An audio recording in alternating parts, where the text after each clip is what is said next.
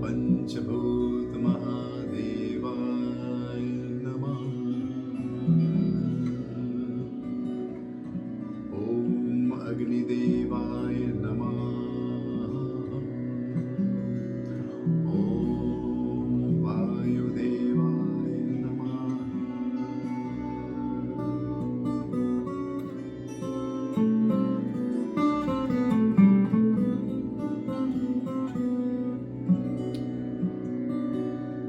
Akashadevaya Namaha.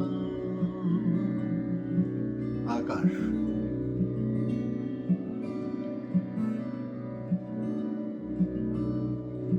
The blue skies in the daytime and the dark star-spangled skies in the night time. Do you see the space around you? That is Akash. The space inside you going towards zero? Yes, that is Akash. Space is infinite as you open your eyes, and space is infinite as you close your eyes.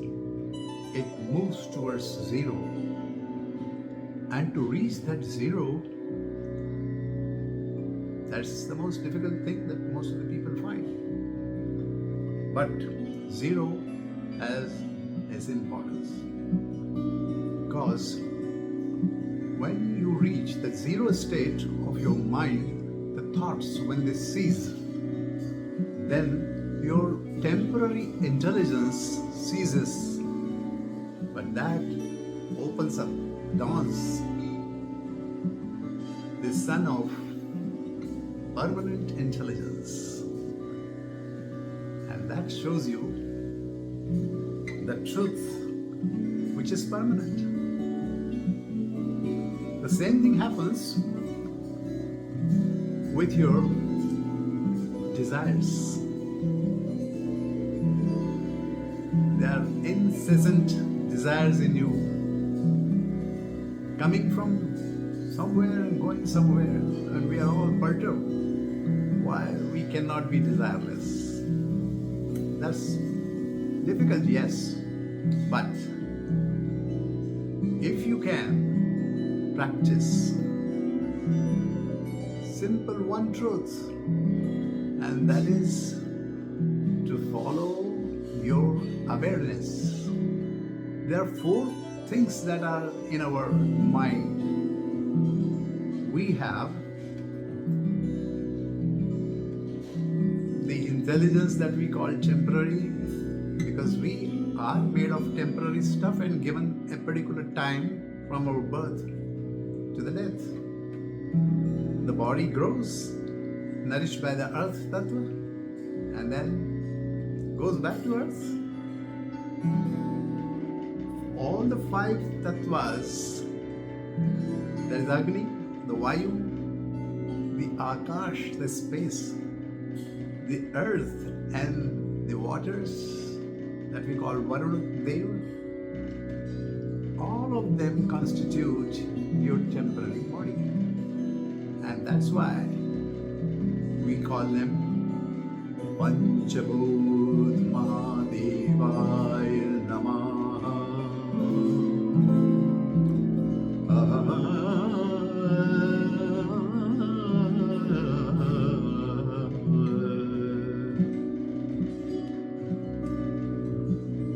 Now, how do we go about to make our mind still from thoughts or from desires? Well, people call it very difficult. Difficult till you know the technique of achieving it from a God-sent Guru. If you think that God is away from you, it's only because Vismarana has taken place. We have not been practicing remembering Him. How can we remember Him? The difficulty is in the concept of God Himself.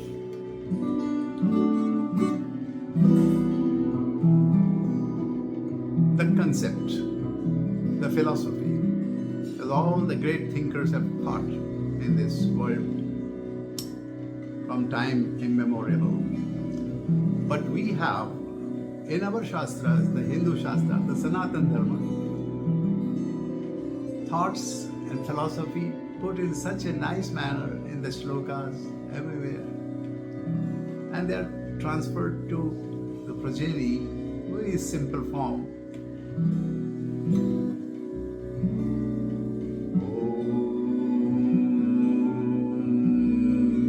Is the beginning of the creation. The creation began in the canvas of pure consciousness. Pure consciousness. Now, what is pure consciousness? Vasudeva. Vasudeva Shri Krishna is the pure consciousness that we call Shri Krishna, the top of the whole ladder from here to there. Shri Krishna is one who is called Paratapar. We have Brahma, but Brahma who created the world? No, I'm talking about Brahma. Brahma, which is made of three gunas, Satta, Raja and Tama. Satta, Raja, Tama constitute the time element that we are suffering, all of us. Because these three gunas, they act and continuously change. So change is the permanent thing of the temporary world.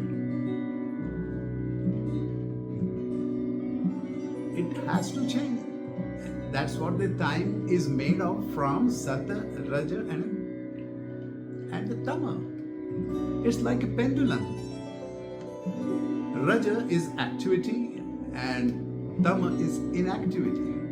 If you put them at the two sides, then from activity to inactivity, and again from inactivity to activity, what drives it from here to there is the Sattaguna. It is in the center. Center of this creation is Sattaguna, because activity to inactivity and that inactivity to activity is maintained by whom we call Vishnu. विश्व के हर अणु में जो मौजूद है विष्णु, आत्म तत्व.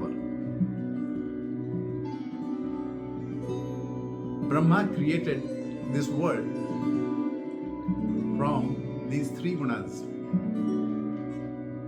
But this Atma Tattva, yes, Atma Tattva is Parabrahma, one who is having or it transcends the teen gunas, Sat, Raj, Tama, and that's why it's called Parabrahma. Now, Parabrahma is a pure Atma Tattva.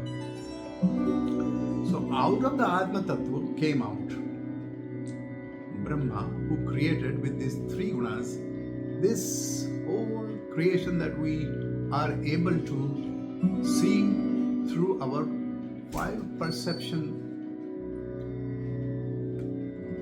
organs given to us. The organs are our eyes, Agni Tattva, Vayu, the touch Tattva, by which we understand when we breathe it in or out, the nostrils feel the Vayu going in and out, and that touch all over our body is the Tattva of Vayu. Akash Tattva is a thing which is a little difficult to understand, but once you understand it, it should be fine. It is related to your ears. Ears. Yes, the sound Tattva. And that's why Om is the beginning of this creation.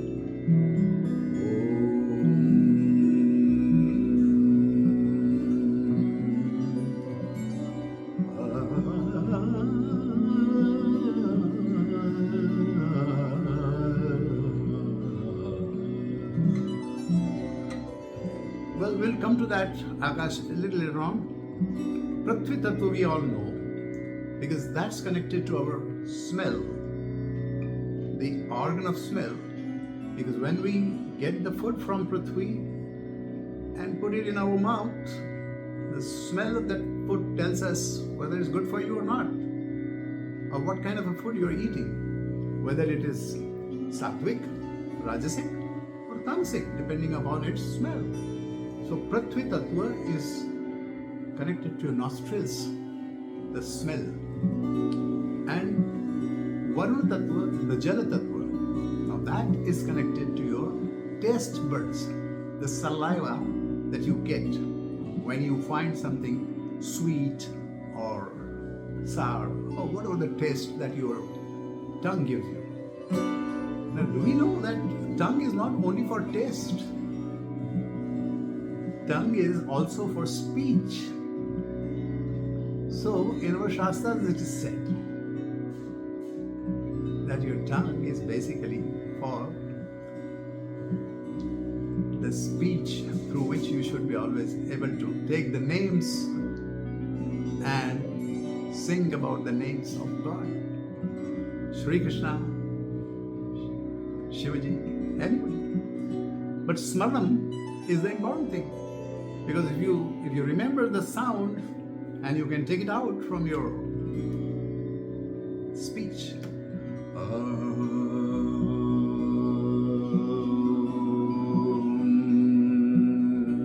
With the sound of Sa, one frequency of sound, you can merge yourself and your awareness into that sound which was created in the original, in the beginning of the world. That was in a very, very different frequency. Those frequencies now have been recorded by NASA, by their Voyager or some of their investigative satellites they have thrown in. And they have recorded it, it's available on the internet. There's a very, very, very deep sound coming from the space in the Antariksha. And that space we are also occupying, that space is occupying us in our microsystems also, in the smallest of our parts. Now, can we not be just aware of it and be in touch with it? Yes, we can. Om, that's why Omkar is one sound. If you can be aware of and practice Abhyas, then you can be so much closer to remembering Him, whom most of us keep forgetting all the time. So it's all about Smaranam, to remember. Om Sa ni sa re ga ma ga re sa re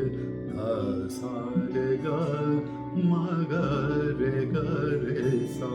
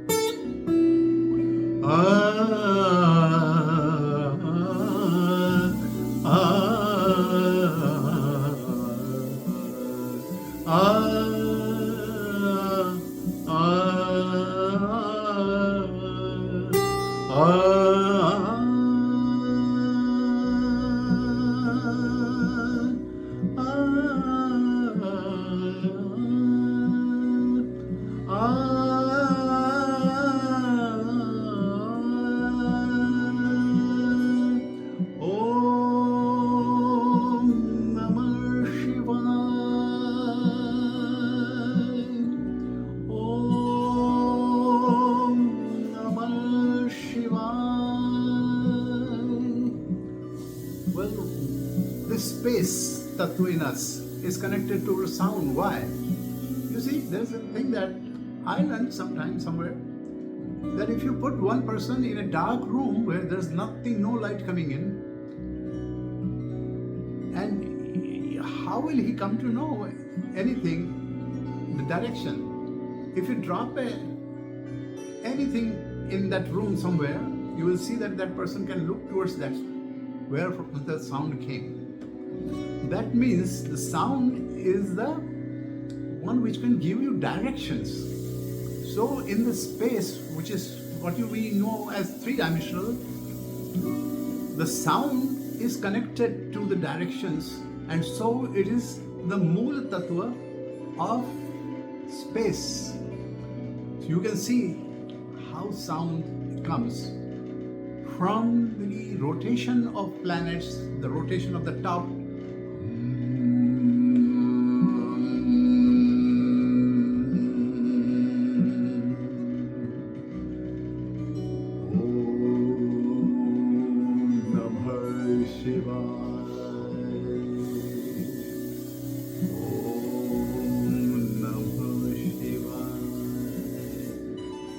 So, easiest way to be in touch with the creator of this whole world, just become aware of these Panchatattvas, out of which sound gives us the music that we enjoy so much, all of us. That medium of music takes you back to that creator, and we are so close to him. I never feel he's away from us. He's just close. He's actually holding our hands through all our senses, and that is why he's one of the names mentioned in Vishnu Sahasranam is Rishikesh. Rishikesh is one who controls our senses. Rishikesh is the name of Bhagwan Vishnu who controls our senses, and that's why it's called Rishikesh. Do you know that our senses, in Sanskrit, the word go does mean Gaya, alright, but go also means fertile land, and also meaning of go is senses, our senses. And Gopal means one who takes care of our senses. He takes care of the Gaya, alright, but he also takes care of our senses. He provides everything for our senses, and is always in control of our senses. And if he is controlling our senses, through our senses, we can be so much near to him by just being aware of sense being controlled by him. Isn't that wonderful? I love it. I love it. Oh.